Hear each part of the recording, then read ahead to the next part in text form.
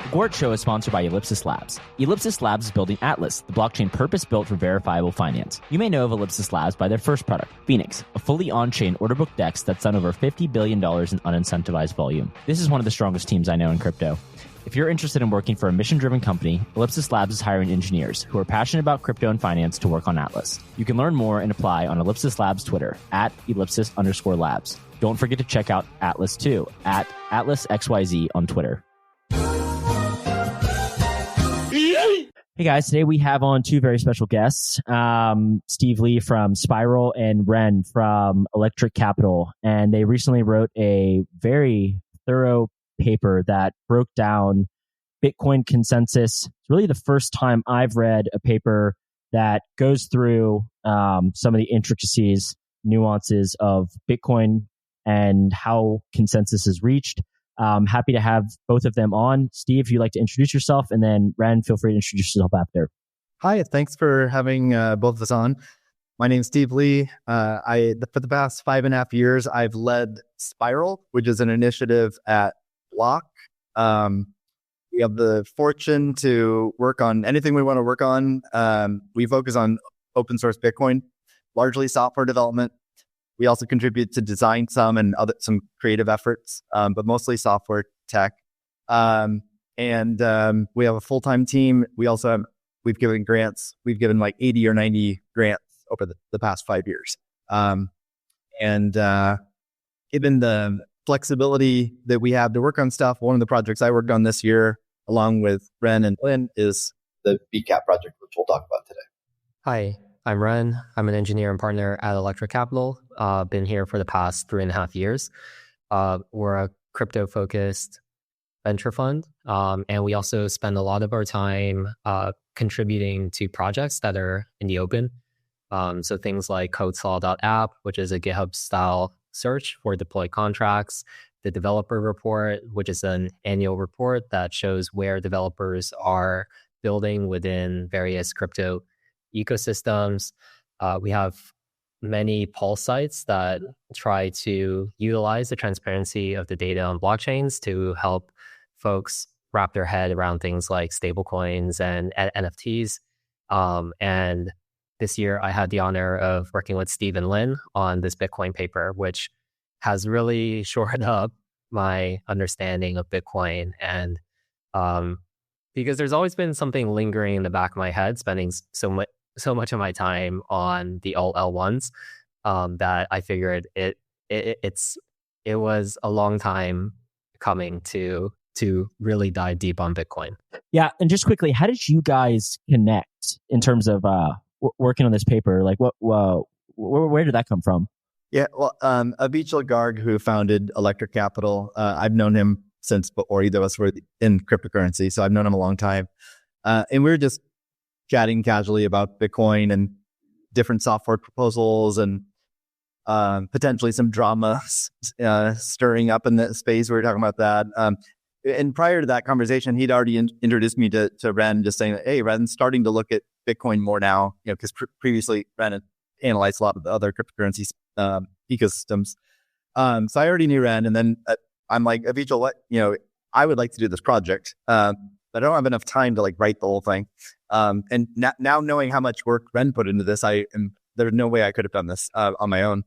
So Avichal's like, Ren might be interested. So that's how we got connected. And I reached out to Lynn because I thought she would also complement Ren and my skill set as well. So I think the three of us really made a great team to create this. I'm a little bit more technical than than Lynn. Lynn understands economics and game theory a little bit better, but we all overlap our skill sets pretty well. But we each sort of bring our own strengths to the project. Okay, so then let's dive in. What is really the essence of this paper, and what was the motivation? Motivation was that we all were observing more frustration by people championing changes to Bitcoin, specifically consensus changes. There's passionate people who really feel like different proposals are the right thing to do. They're working on them.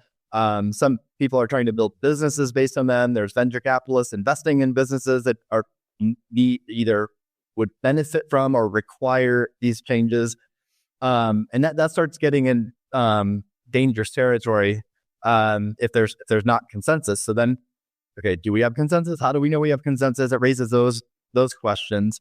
So for me, I it was the first time since 2016, 2017 era where I kind of felt like there might be some drama and maybe like reckless actions taken within the Bitcoin ecosystem that could harm everyone. I mean, harm set Bitcoin back.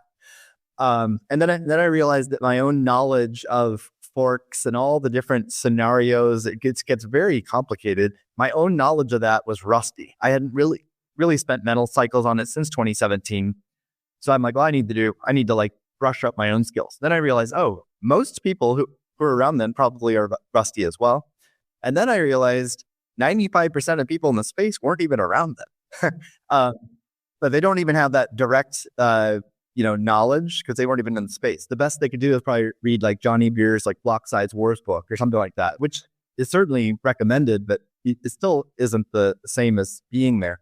So that was a big motivation for this project. Like that, and then the other motivation was that I felt like investors, like in 2017, investors had I think a big role because when there is a coin split or a futures market on a coin split, investors can communicate quite well. They can like sell one coin and double down on the other.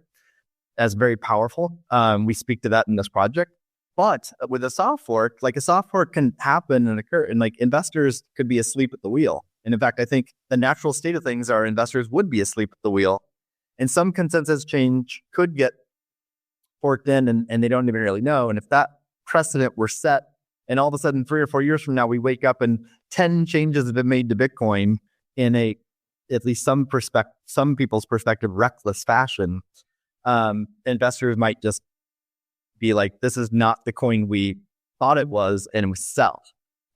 So I think it would be a lot better if investors were more engaged earlier, so we avoid that outcome. Yeah, I think so I got an early look. I was fortunate to see this paper before it came out, and in reading it, my first thought was that we have BlackRock coming in now. We have Michael Saylor piling money in. We have a lot of we do have the institutions coming in now. And my inclination reading this is probably the best way for a traditional financial firm, for example. And that is not saying that those are the only actors who would read this, but this is a perfect way for somebody at BlackRock to understand how consensus within Bitcoin works, right? Like they're coming in, they may understand the digital gold theory, they may understand the store of value theory, whatever it may be. They have no idea how this system works from a sociological level or whatever it may be. Why do you think that something like this was never put out before? Is it, and I wanted to add one other additional little aspect to that. Do you think there's been some reluctance to put into writing anything more than this kind of notion of rough consensus, right? And if it's too structured, right, people start to think that, power players are, maybe pushing something in a direction for themselves. And why did we never see somebody break down consensus in like such a thorough format? Ren, do you want to maybe start? And I have a few thoughts too. Yeah. So I haven't been around as long as Steve, but if I had to speculate and guess, I think that historically so much work has been put into just gaining adoption and some semblance of usage of these various networks. And so much work has been put into even just standing them up as distributed systems. And there's so much work that needs to be done on the technical side to make these platforms and networks even usable, that we're probably at a point in time where it's important to start thinking about different constituents, and the term we use in the paper is stakeholders, that comprise these networks, and to think a lot deeper about the incentives that motivate them, the powers that they have, and more importantly, the repeated game that happens between these different stakeholders. And Bitcoin being the largest of these networks seems like the highest impact, most important thing to study, because it's also the only major network where the founder is no longer there. And if these networks are truly decentralized, how things play out in Bitcoin presents a preview into how things might play out in these other networks over time. Yeah, I'd add to that. I think, well, if you look at how this came about, it was just 3 people who volunteered their time to work on it. I think we chose to do that because we saw it as important in this moment in time. And like for the past 7 years, prior to 2024, I personally just didn't see it as a priority. It would have been valuable maybe in 2016 or something, but I wasn't working full time in the space then, and Ren wasn't either, and I don't think Lynn was either, right? So the 3 people who happened to work on this weren't even working full time in the space in 2016. So I think that's one reason. But you touched on another important reason, I think, Gwart, which is there might have been a reluctance by some people, because there's definitely a view that I agree with, that you don't want to create like a blueprint. Like, here's the blueprint for how you change Bitcoin. And then like everyone like quote agrees to that. And then that can be gamed. That's like a threat vector. So that is not, so a non-goal for this project is a blueprint for how to change Bitcoin. In fact, I want to be emphatic, like this project is neutral in the sense that it's not for or against changing Bitcoin. And it's not an advocate for any particular type of change. And it's certainly not intended to be a blueprint for how to change Bitcoin. Because this project's, even if you are in the camp of ossification and Bitcoin should never change, this project's for you, because you should ask yourself, how does Bitcoin not change? People's introduction to Bitcoin is like 21 million. It can't change. It's immutable, right? And it's like, that's generally true. That is a characteristic of Bitcoin. It's a reason you should like the project. But okay, once you got past Bitcoin 101, let's ask ourselves, how does it not change? Because it is software. It absolutely can change, but it gets really complicated as the project entails. So I think even if you hold the perspective of let's never change Bitcoin, it's really good to analyze and understand, why doesn't it change more frequently, and what's preventing it from changing? Yeah. So how did you guys go about kind of categorizing these actors? Maybe like from, the most important, and in your mind, kind of measuring the impact that each stakeholder has. And you guys kind of broke these down. So feel free to just run with that however you want.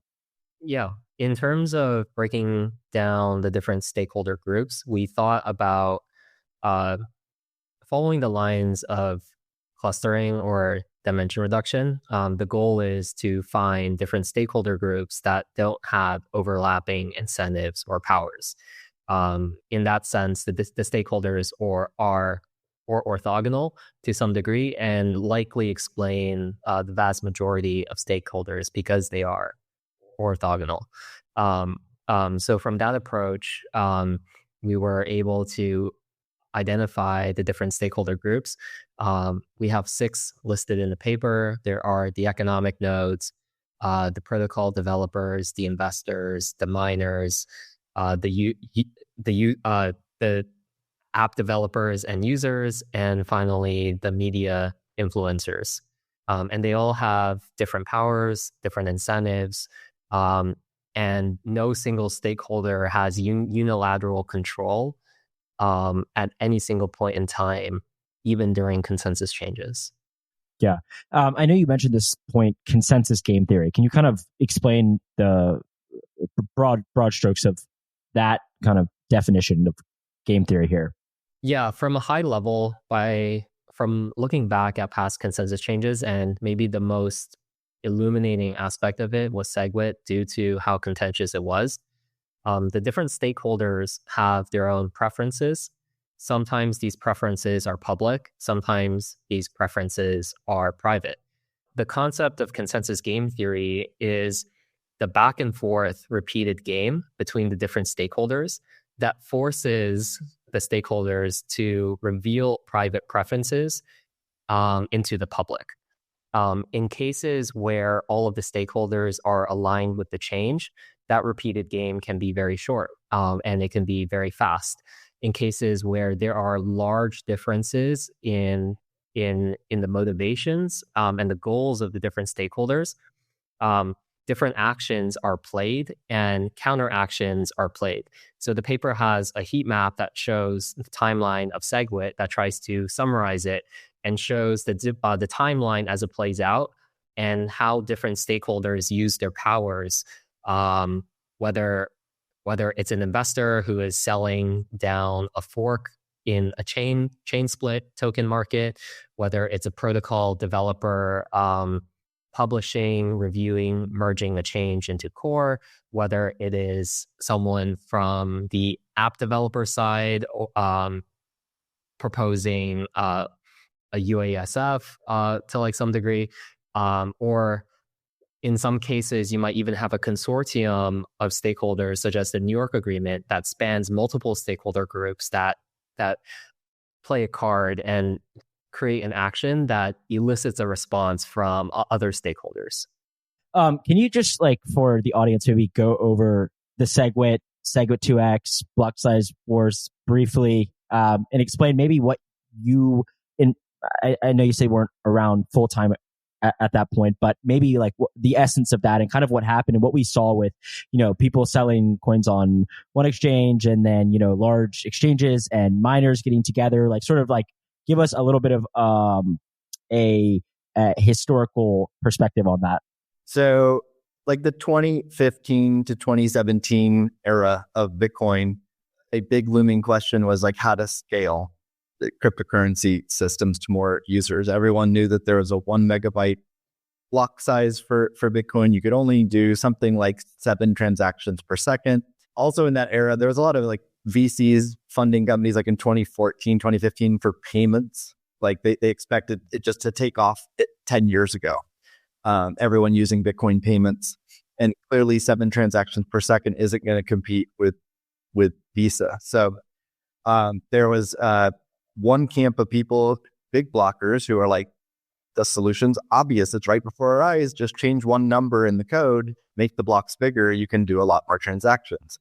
That's certainly true, but there's ramifications to that. So there's also another segment of developers and users and Bitcoiners who were small blockers who wanted to keep the block size small and instead find other ways to scale Bitcoin. So those are the two camps. And it was contentious. Like, that one group was not able to convince the other group. I mean, there's certain people, I think Jameson Lopp was in the big blockers group and switched to small blockers. So some people were persuaded, but not everyone. So in 2017, things came to a head.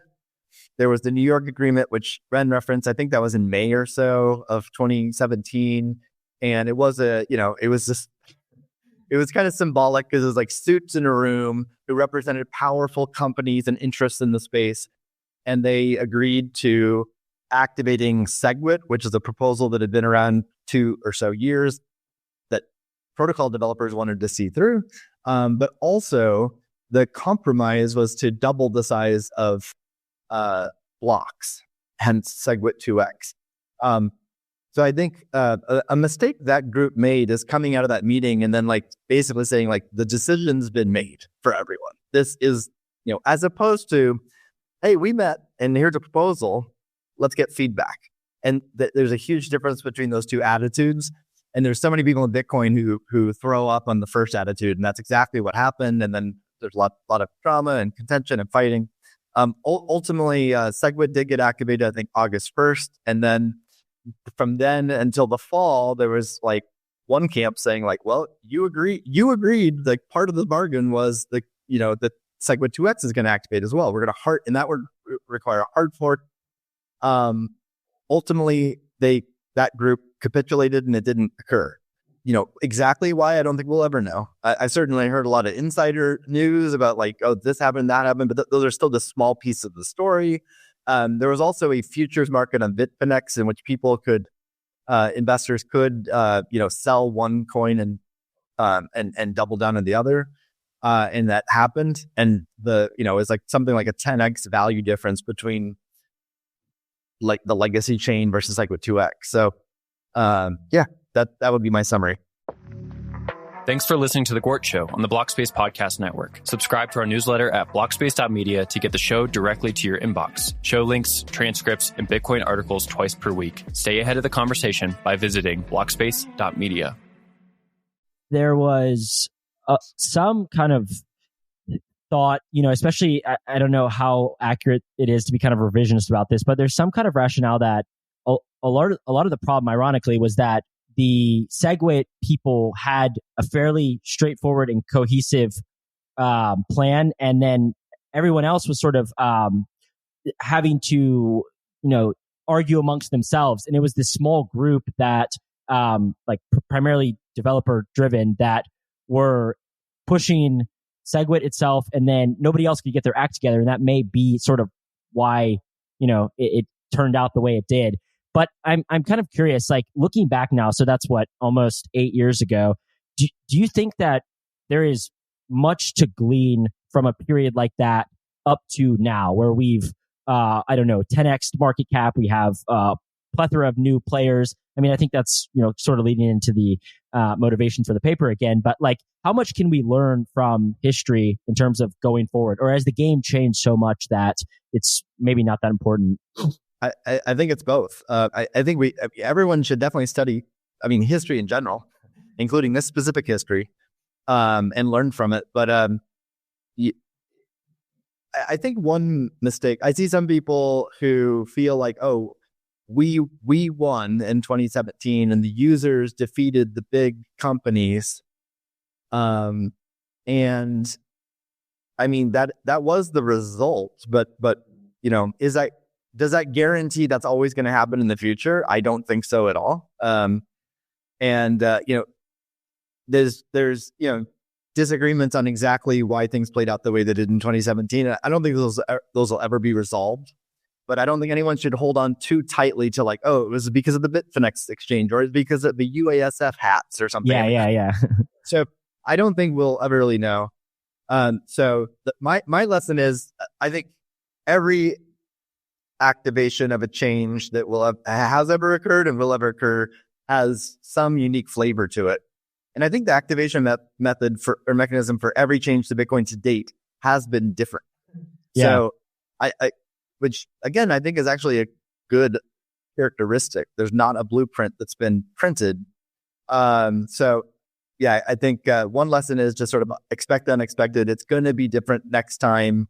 And that is a motivation for the project as well. Yeah. And I mean, Ren, if you want to touch on that, going back to the project as a whole now, can you kind of walk us through signaling, for example, or, miner signaling, or, nodes running new software? Can you kind of break down what changes look like? Maybe if you want to differentiate, hard forks and soft forks, wherever you want to go. But yeah, kind of going back to the paper now, what does this mean to you in terms of like activating changes? Yeah. So in terms of activating changes in the recent history, most of the changes have been done by a soft fork, which provides nodes on the network the opportunity and the grace period to upgrade their nodes. So we have a chart in the paper that shows it takes roughly 40 weeks for the network to upgrade when the core client changes. And I think that is quite important, because as the network has grown and as the asset has grown, and consequently as the businesses that have been built on top of Bitcoin have grown, it means there is more at risk whenever there is a consensus change. And to dive into the paper, in terms of the ways that the different stakeholders can signal their preference, it varies. So miner signaling oftentimes is misconstrued, and in the sense that people think it's more overpowered than what it really is. It is not a vote. It is a signal that their nodes are ready for the upgrade. And I think that oftentimes people pigeonhole themselves or get tunnel vision, and they think that if the only thing I get is the hash rate and the hash power, I can push through whatever change I want. But one thing to remember is that miners, they're in the business of converting energy into Bitcoin, which means that they have dollar liabilities that they have to pay off that are ongoing, which means that if the economic nodes, for example, large exchanges do not upgrade their nodes, the whole network does need to upgrade. It can't just be one stakeholder group that upgrades in order for consensus change to become more widely adopted. And even historically, when we look at SegWit, the adoption rate for SegWit took years. 4 years ago, the percentage of transacting wallets that were using SegWit was probably in the low 10%. Of course, today it is 90% plus.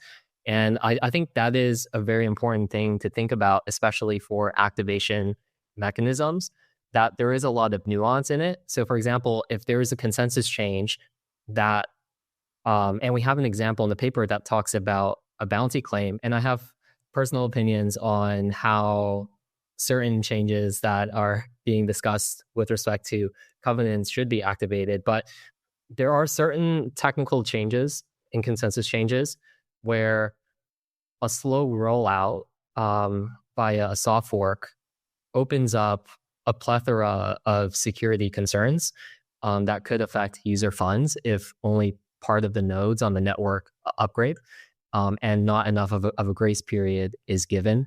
And the paper talks about that in greater detail. Yeah. Can you go back to that bounty point? Can you kind of explain what that is? Yeah. So the bounty claim attack happens when part of the network upgrades to use a new consensus change. And if users, and the reason why users might end up in applications that use the new consensus change is that the application developers tend to be much more risk on in terms of their how fast they are willing to adopt changes, because they often tend to be startups. So by their very nature, they are very risk on.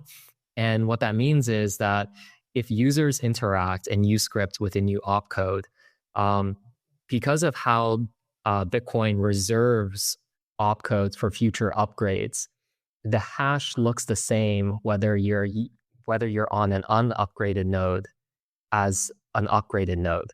But on the unupgraded node, that transaction will always evaluate to true if using this if the upgrade uses this reserved opcode approach, which means that Bitcoin that might end up locked up on an unupgraded node can be taken by literally anyone, and they don't need to be a significant or a very sophisticated actor because that transaction will always evaluate to true.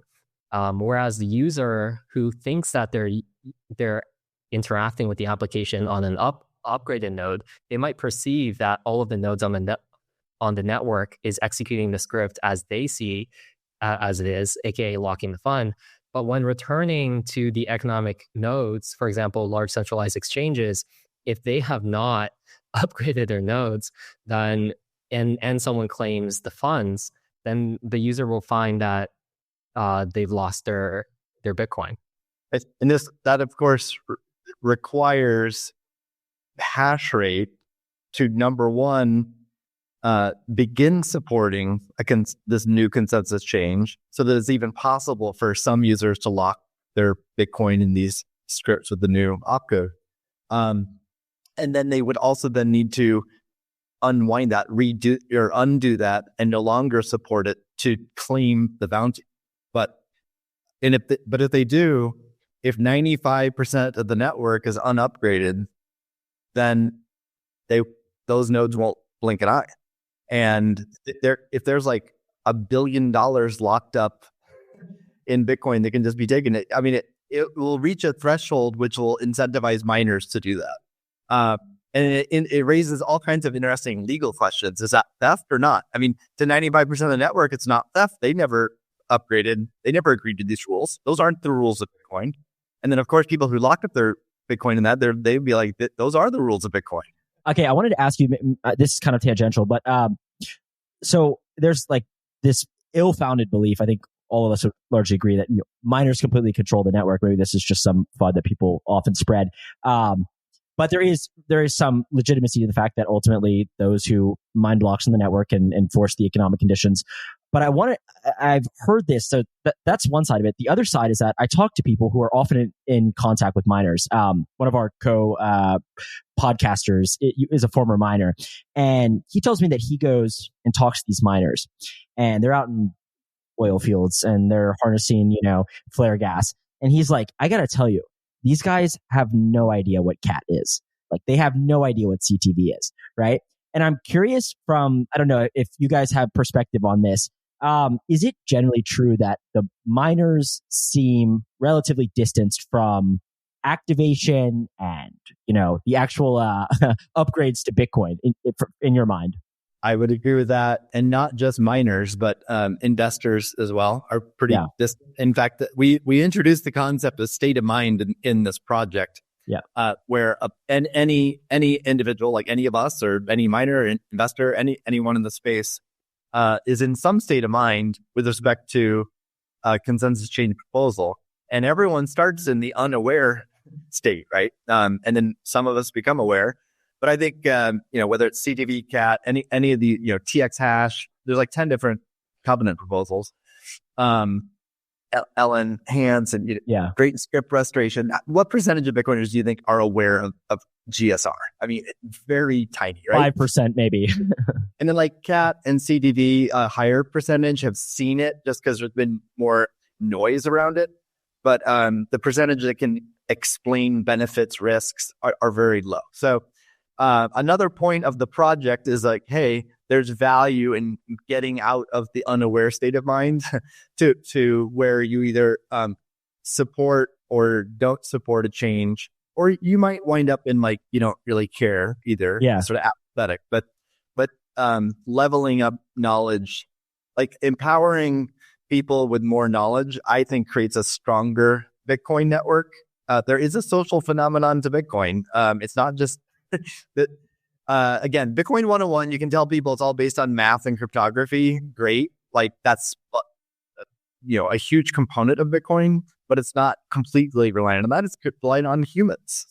Yeah. And actually you brought up this state of mind. And this was a big part of the paper, right? You had like sort of number them 1 through 6. Can you kind of break down the rationale there? And like, you don't have to go through every single one, but maybe just like the point being made in sort of measuring this state of mind, right?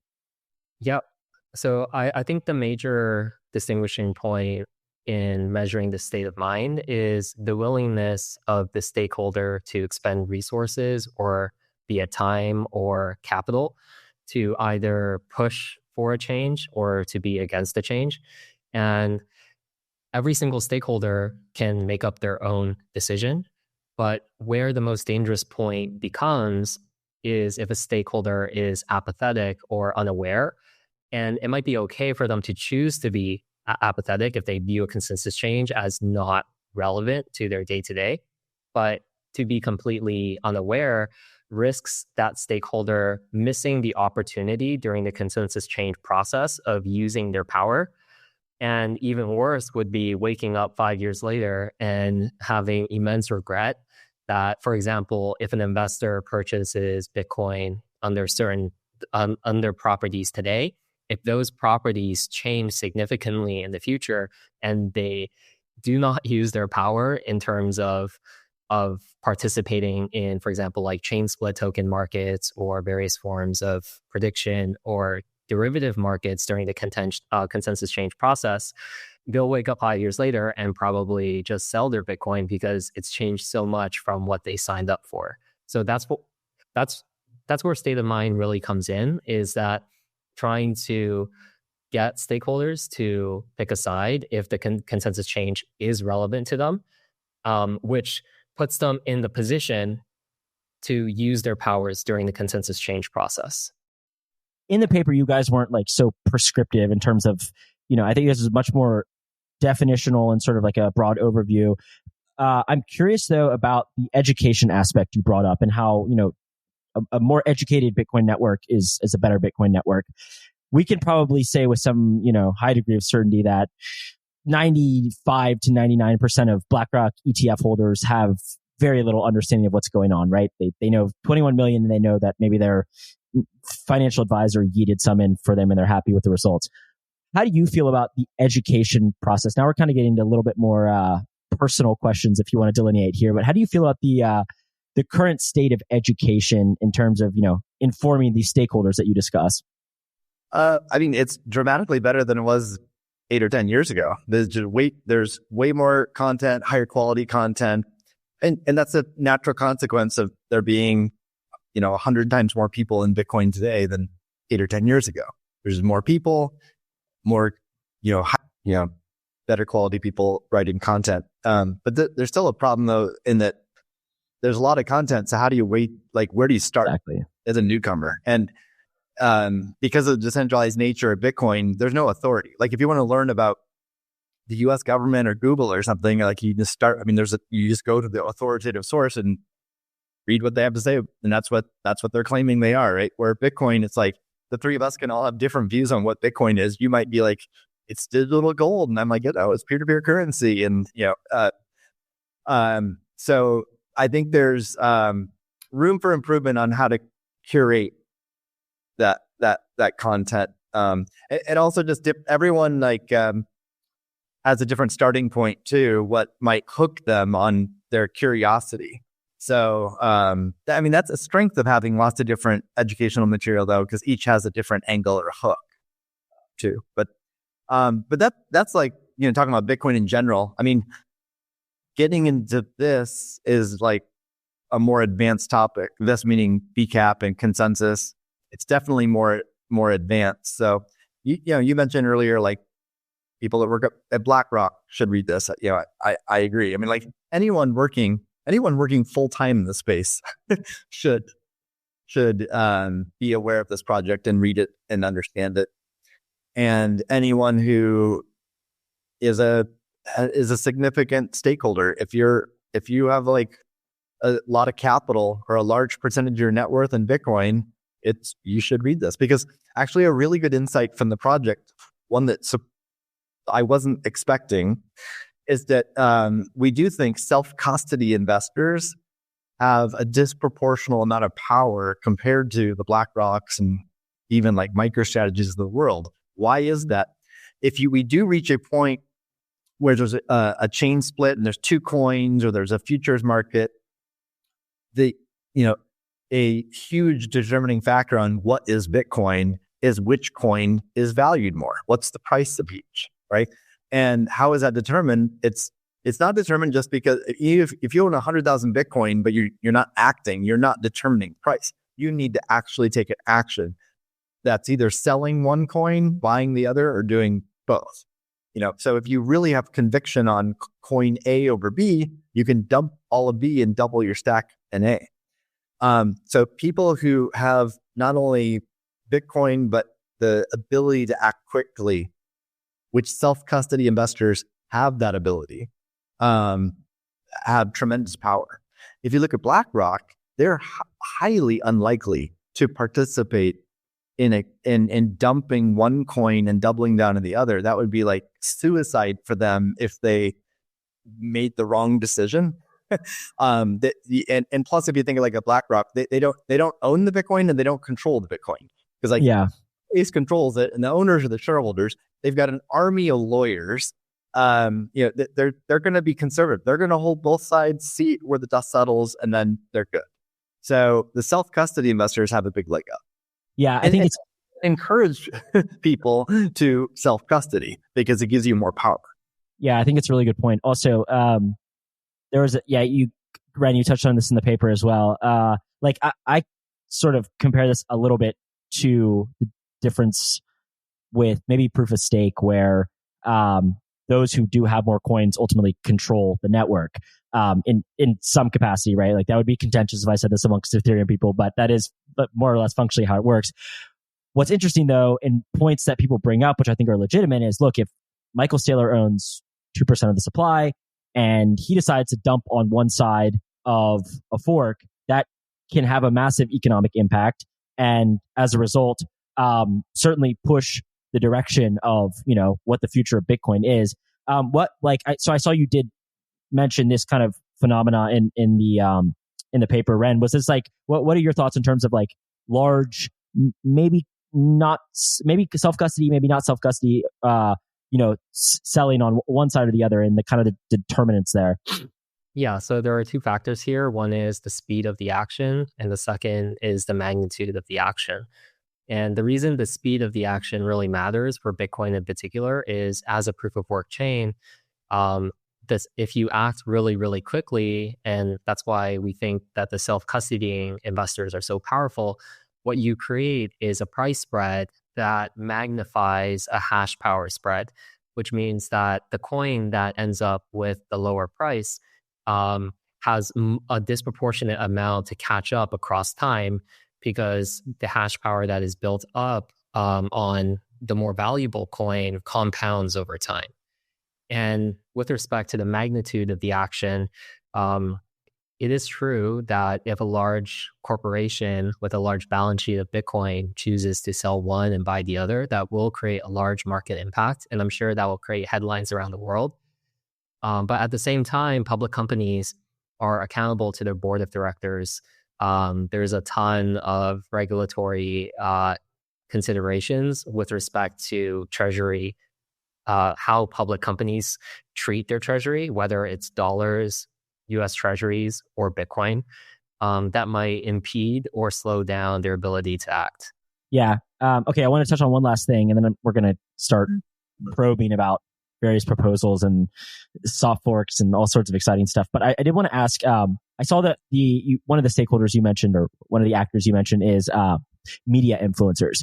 And we kind of touched on this, and I guess this kind of partially overlaps with the education aspect. But what degree do you see the power of media influencers? Like, if you had to kind of summarize the point you made in the paper, like what role do media influencers? I'm not saying myself by any means. I'm just we give you love, Gwart. You matter. The people who have a lot more followers than I do, and also I don't want to say something too contentious here, but there has been, some maybe sentiment that a lot of the larger media influencers may not actually always know what they're talking about, and may, have some ideas for Bitcoin that may not actually match with other people's ideas of Bitcoin at the very least.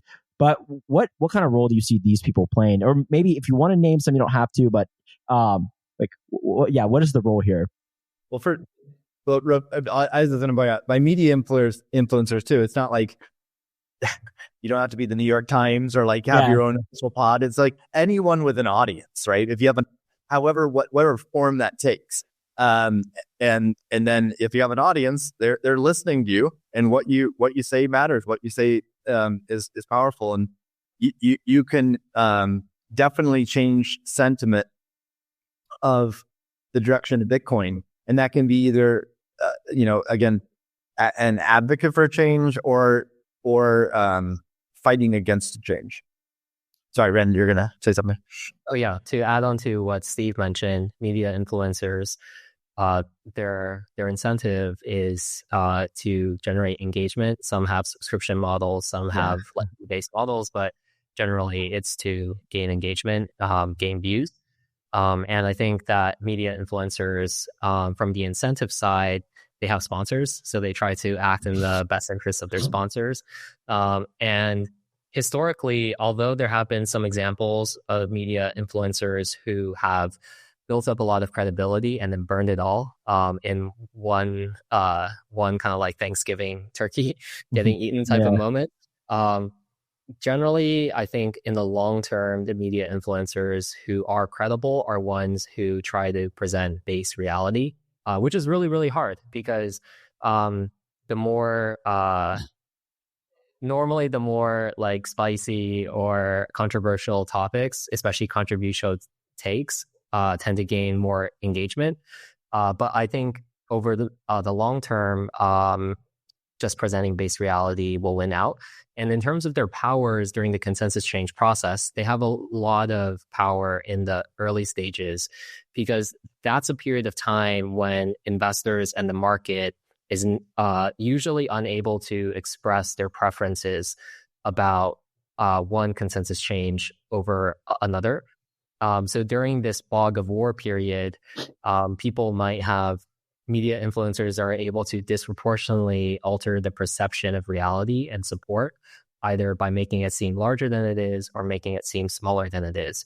But over time, as markets start to appear, futarchy kind of takes over, where it's often hard to deny like tons of volume on an exchange and a price chart in terms of that being base reality. Yeah, my our mutual friends will be very happy to hear you mention futarchy.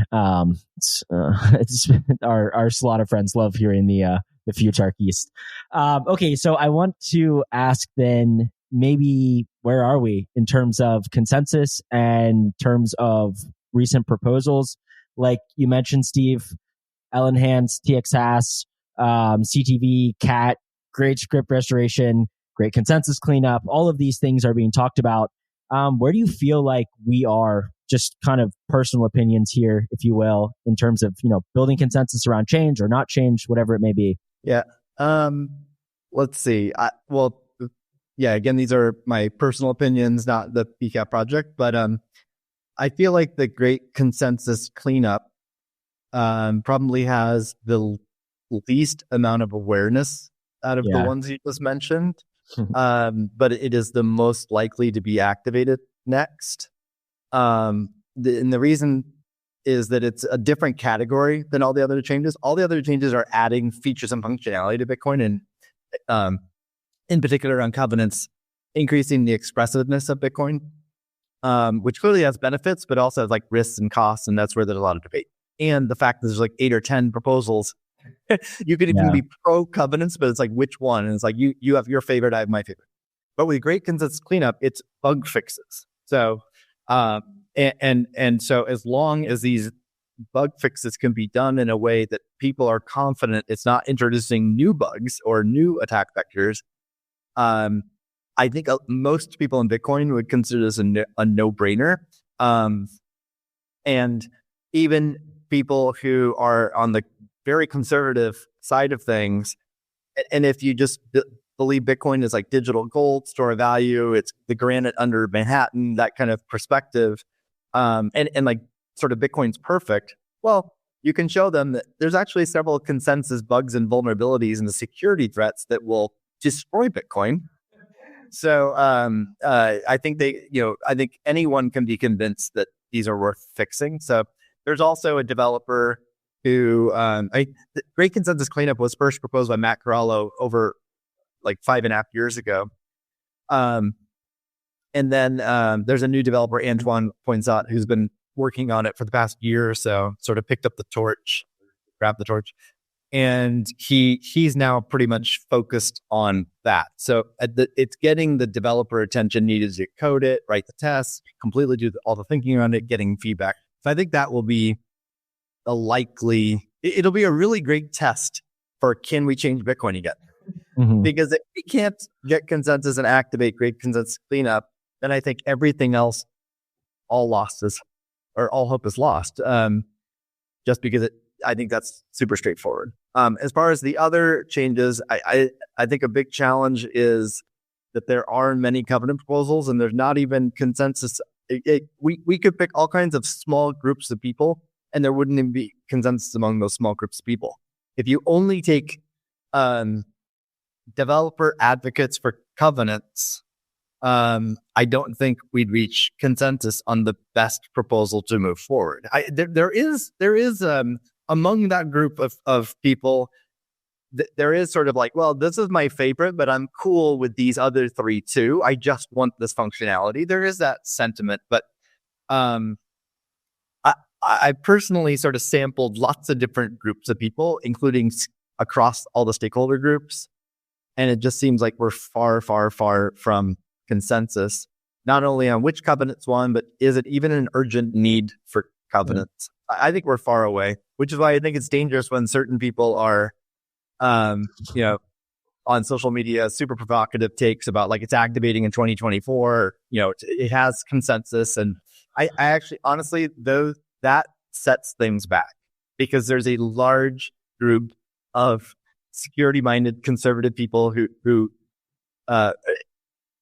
don't like small groups of people being able to like dictate Bitcoin. So they see that like premature sort of state of things, and it could set things back a year or two. Yeah. It's interesting you say that also, because I think there's been maybe Ordinal's Runes has, brought in certainly a new group of Bitcoiners. And I think they often see, we're going to have cat next year, right? And they're hearing it from a relatively small number of people, right? And I think they are doing something that they find valuable. And I'm not here to say, whether or not what they're doing is virtuous or not, but, they're trying to push Bitcoin forward in their minds. And we have this new group of people who are sort of like, oh, well, we're getting cat next year, right? And then you talk to somebody at Chaincode or Brink, and they're like, it's very, very, very different perspective. And it is interesting. This kind of goes to the media influencer aspect of it, where I think there's definitely it still seems like a fairly big divide between what you may see people talking about and then what is like coming into reality anytime soon, right? Go ahead I don't know if you have any thoughts on that. I mean, another observation is just everyone, no one, there's no one person, or even collectively, we don't know where we're staying on consensus. Like measuring consensus is really hard. We speak to it in the project, but that's an area where the project could improve, is like, improving that. But measuring consensus is hard. Each of us have our own information bubbles. Like we don't have all the information. We have a subset of the information. And I've seen people post on Twitter, like developers I really like and get along with and talk to, but then they're like, we have consensus. And it's like, I talk to them privately. I'm like, there's all these other people who are either unaware or they are resisting or they don't think it's priority. So I think everyone's bubble is relatively small, and like human nature is to not really realize that. Yeah. And that also means changing Bitcoin's only going to get harder over time as more and more people are involved. Yeah, I completely agree with that. Bitcoin is by far the most decentralized network. There is no foundation team. There's no founder that you can back channel and talk to push your changes forward. And I think with respect to the different groups and their viewpoints, especially regarding covenants, I think my personal view is that the frustration among that group is probably going to grow into 2025 and 2026. And probably they will try to do something. We each have our own personal opinions on what's going to happen. But most likely, I think just given if you have a divide in terms of viewpoints, that gets magnified over time, because the frustration of feeling like that group is not heard, it just keeps growing and growing and growing until a point in which it looks very much like SegWit, where you have this building up process and this division between some of the stakeholder groups, and there probably is a breaking point where a contentious consensus change might be forced.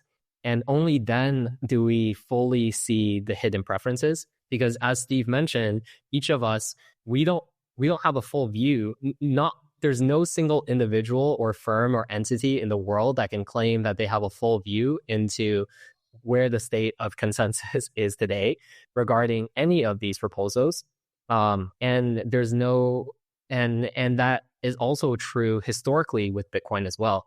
So the only way to reveal each of the stakeholders' hidden preferences is probably a contentious consensus change process that will probably look very different than the ones in the past. You mentioned they may hit some breaking point, right? Like it sort of builds up in next year or two. What do you expect that to look like in terms of implementation? I've heard, I've heard many things. I've heard from Paul Stewart for the past 5 years as to what that looks like. I'm curious what you think that would look like. And, you kind of address how some of this works in the paper. So what in your mind would that look like for, a user, average person? Yeah, I'd start with like a fact is every consensus change that's been activated on Bitcoin historically has been merged into the Bitcoin core project Yeah. And for those that don't know, Bitcoin Core is like 99% of the network. I mean, pretty much everyone runs that software. So if a consensus change does get merged into Bitcoin Core, that doesn't mean by definition it's going to be activated, but it is a huge step forward towards activation because that's the software everyone runs. Of course, if the Bitcoin Core project isn't reflecting what the Bitcoin ecosystem wants overall, like let's say we wave a magic wand and we knew everyone in Bitcoin wanted a change, but Bitcoin Core was just being like, unresponsive, then a nice thing about how open source works and how Bitcoin works is that you can fork the project or you can create an alternative implementation that has that change, and then anyone is free to adopt it. So it's very good to have that exit option. We're not beholden to the Bitcoin Core project. However, we get into it in this paper. It's a very tall order to get the network to switch software projects and to upgrade to a different project.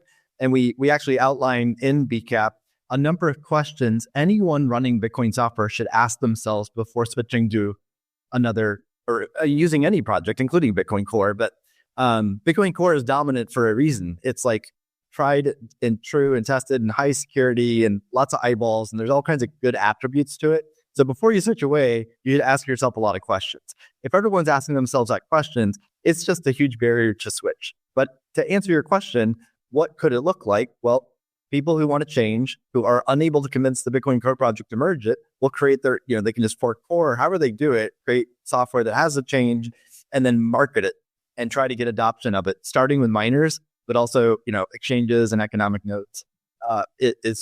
I'm guessing, Ren, is what you think will transpire if Core doesn't merge CAT.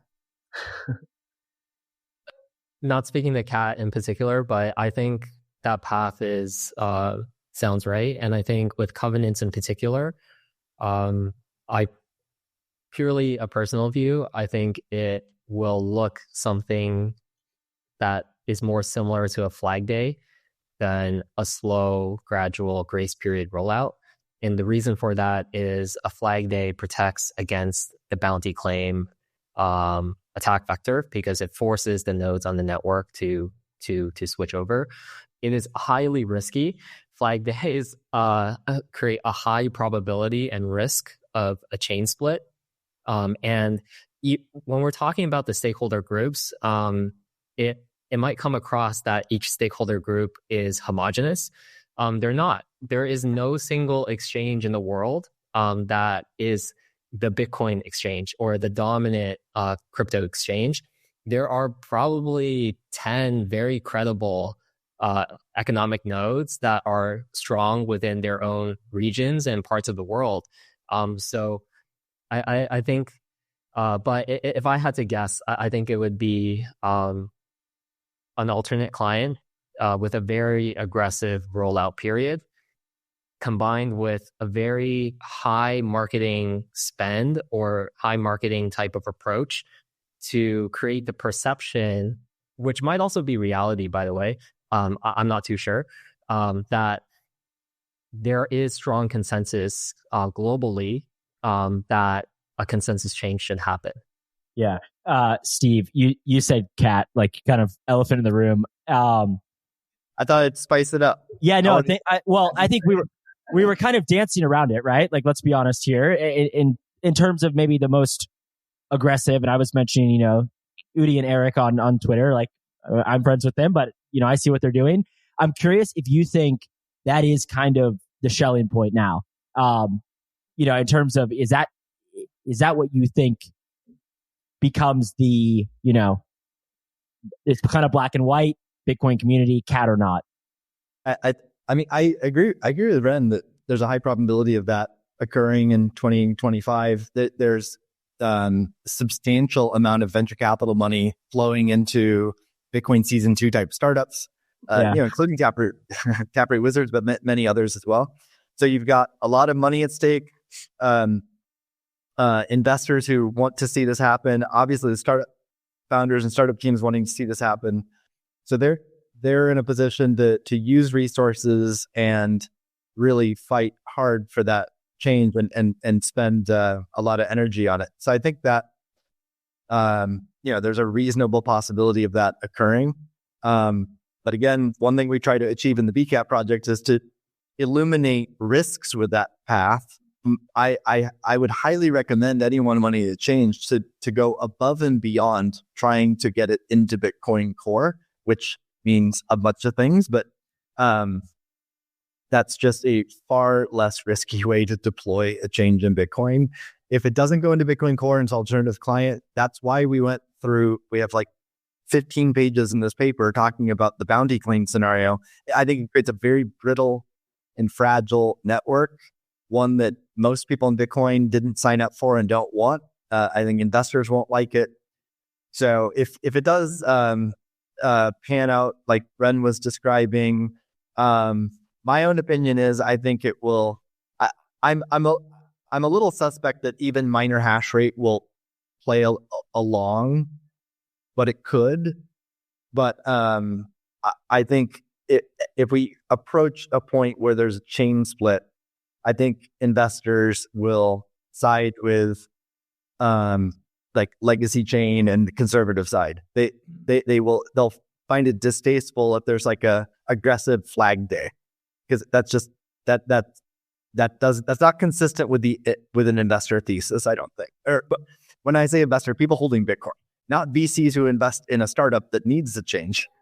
Those investors, of course, will be advocates, but I think it'll blow up in their face.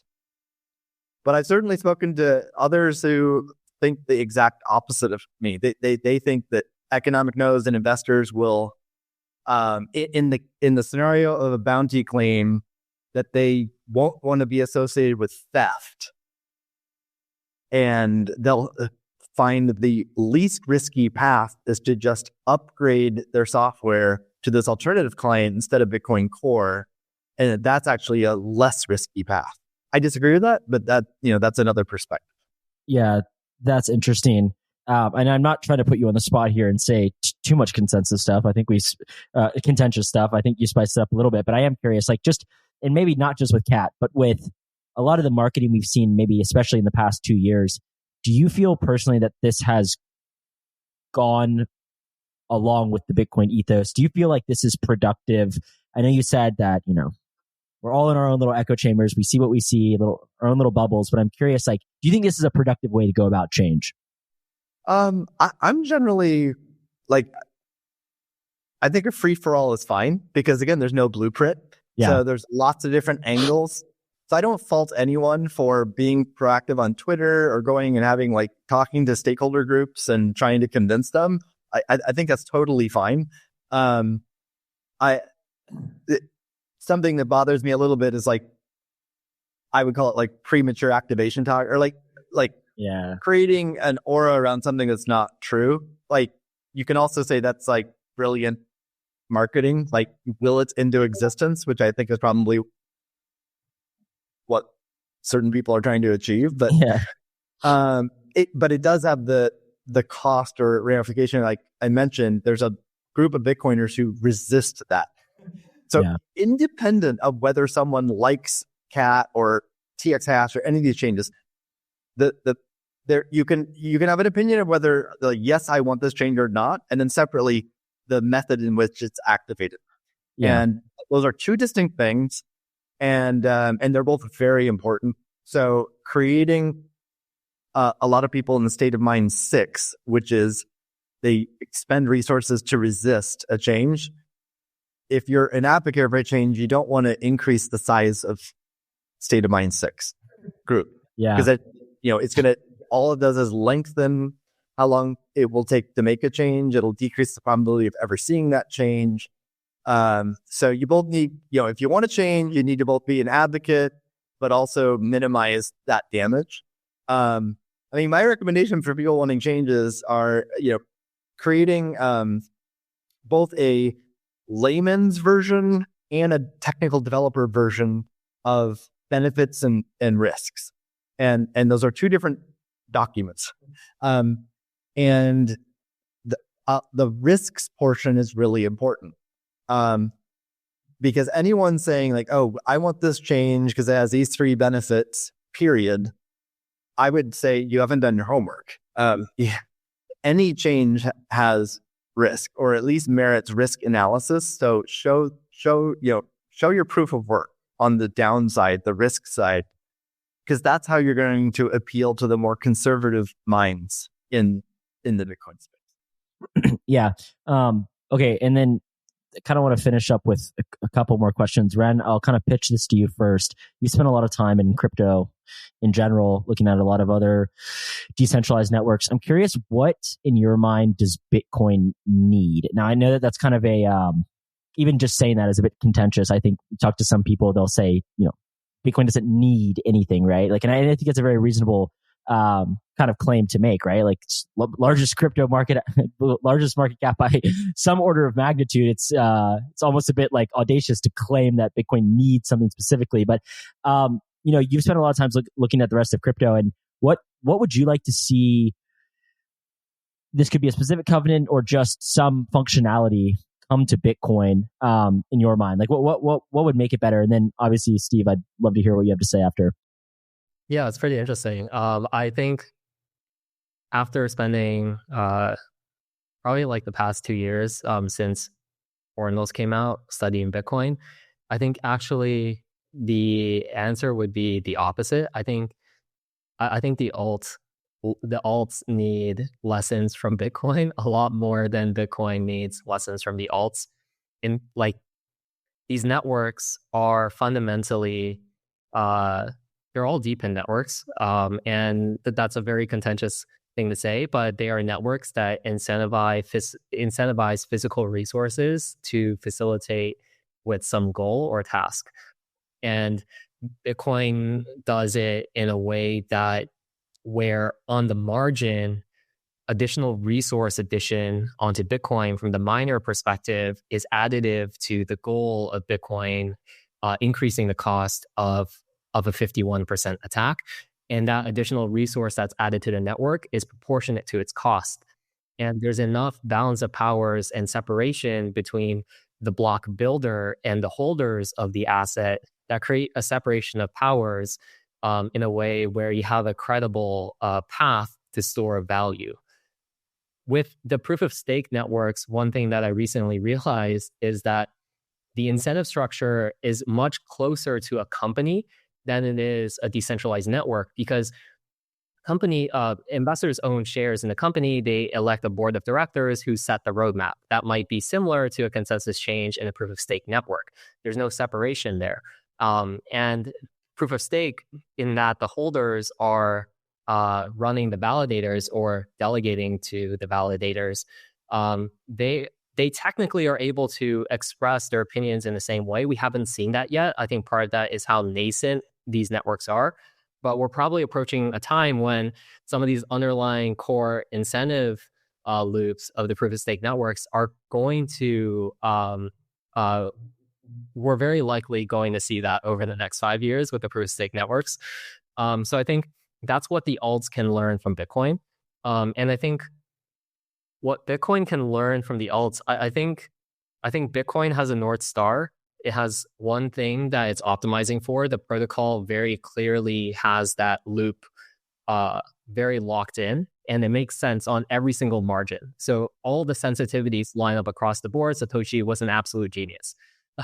And I think these protocols, as long as they stay true to the thing that they're trying to do, there isn't really any additional feature, or like everything else is kind of like gravy to some sense. It's extending, for example, like improvements in the Lightning Network, things like timeout trees, like extending that capability to like some degree, I think probably does make some sense.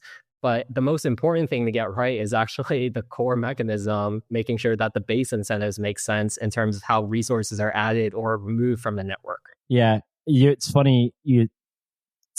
That was not the response I expected, for what it's worth. And I completely agree.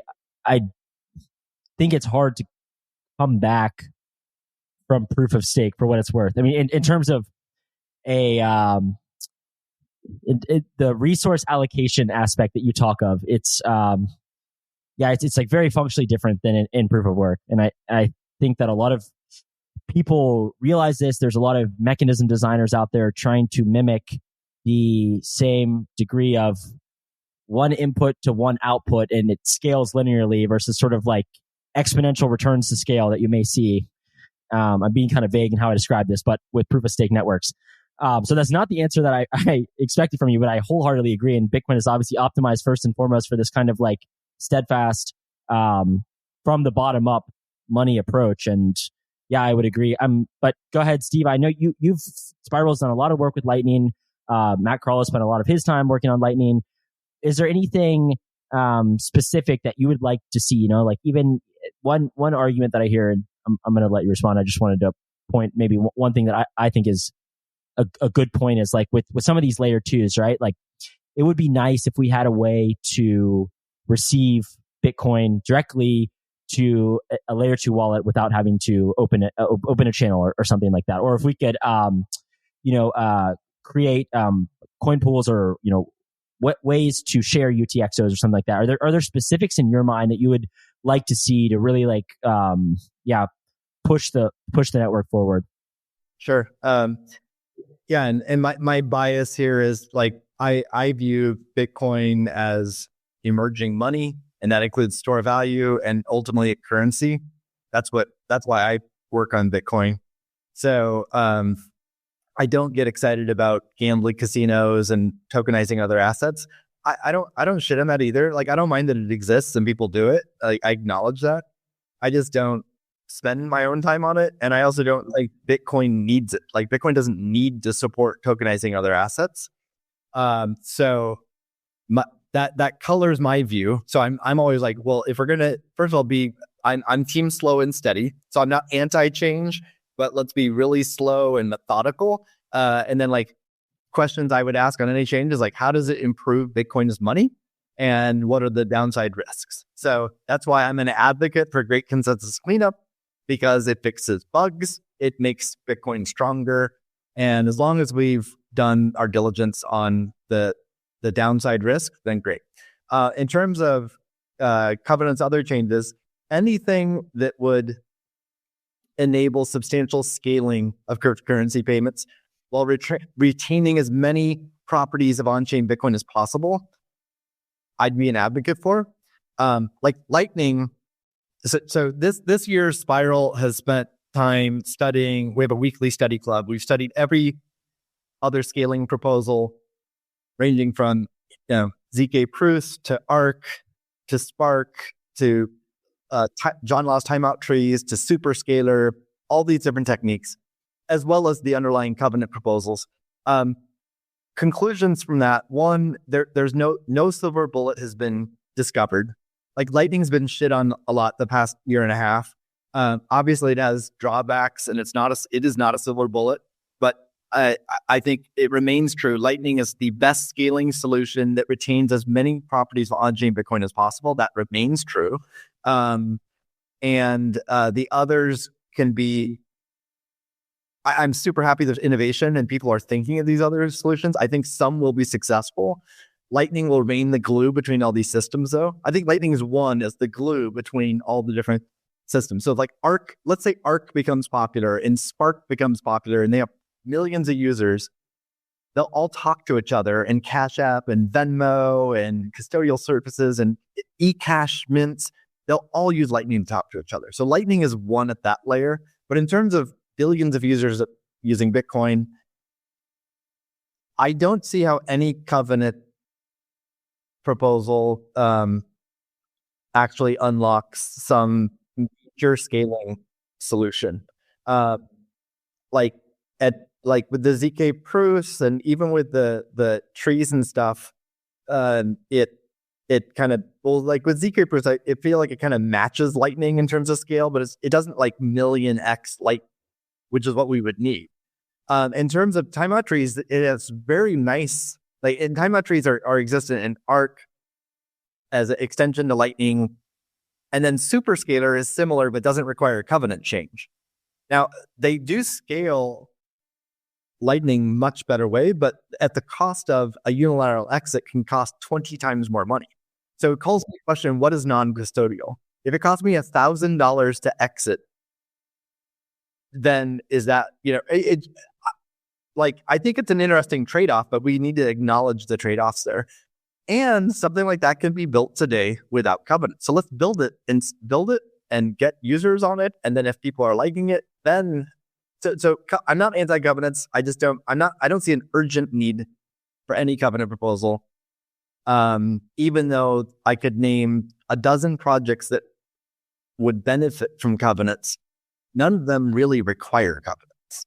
Yeah, you actually, okay, so I said that was the last question. I do this every time, but you actually brought up another good point, which I always mention when it comes to Bitcoin. And people, like, for example, the past few years, there's been a lot of kind of criticism of Lightning. And, I think, as you mentioned, a lot of the criticisms are legitimate. With that said, the goal of Lightning was to scale Bitcoin as payments. And the reality is that most people right now want to hold Bitcoin, especially if you take kind of this like long-term rational view, which is that, we have this hyperinflating or inflating fiat currency, and then we have a much better, harder currency. Well, the 99% of people, the incentive is to hold it. So then this is like, people have seen what's developed in the rest of crypto, and they've said, oh, we need to bring this to Bitcoin. And it's one of these things where I'm like, it's sort of a chicken or the egg. Like the reality, most people just want to hold Bitcoin, right? Like they don't really want to go and degen with it. But then what my question is, do you think that there is this hard to parse kind of problem with, okay, some stuff needs covenants. We can agree or disagree as to whether or not that's true, but some stuff needs covenants to function really properly. We won't know if people really want to use it until we get covenants, versus we can build it now, but it won't be exactly what it looks like with covenants. And so I am always curious, like people talk like ZK rollups or something, right? And it's like, well, go build it now and see if it has demand. But their counterpoint is, well, we don't know what the true demand is because it's not the real version. And this is always kind of like, weigh both sides. And I don't have a personal opinion, but it is an interesting question, right? Like that's not the finished version of it. Yeah, I think it's a fair point. And like AJ Towns has created the Bitcoin Acquisition Project, which is a fork of Core and allows the testing of stuff. And I think it's a great project. I'm glad he created it. And he even measures like usage of these different things. But it doesn't seem like just because something doesn't get usage there, I don't think indicates no one cares about it. So just to the point you just made. So I think it's a valid point. Yeah, we haven't, like, to be quite frank, we have not seen anywhere near the demand for rootstock and stacks that we've seen for Ethereum.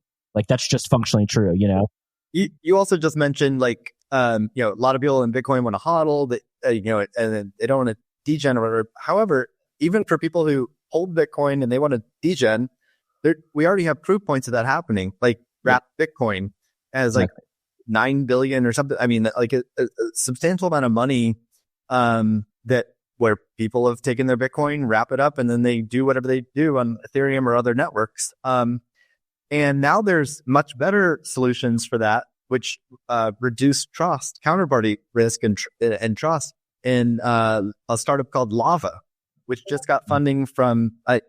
I'm an investor, so everyone knows. Me too. But I should disclose that as well. But they just raised money from tier one Silicon Valley firms, Coastal and Founders Fund, who don't normally dabble in Bitcoin companies. And they're doing it because there's a proven market there. And the way Lava works, they use DLC technology that allows a person who holds Bitcoin to keep it in self-custody, get a US dollar loan, in like USD C or some kind of stable coin, and then do whatever you want with it. So if you want to go degen somewhere else, great. So for demand for people who have Bitcoin who want to degen, go use Lava and go degen to your heart's content, and you don't have to do it on Bitcoin. Well, thank you guys so much. This was fantastic. Got to hit on the paper, got to hit on a lot of other points that I wanted to ask two experts on. So thanks so much for coming on. Appreciate it. Guys, say one more thing before we... Sure. One thing we didn't mention, so BCAP was co-authored by Lynn and Ren and myself, but it's an open source project. We had 24 reviewers before we published it, and including you. Thank you so much. And we don't consider it a finished product. We think something like this needs to be a living project over time as Bitcoin grows and changes. And so we consider it a great beginning, but not the end. So we welcome people to come give feedback. We invite criticism, but we also invite people to help improve it. So we welcome PRs. We'll take a look at them and hopefully merge some of them. Awesome. I will shill it relentlessly. Thank you guys so much.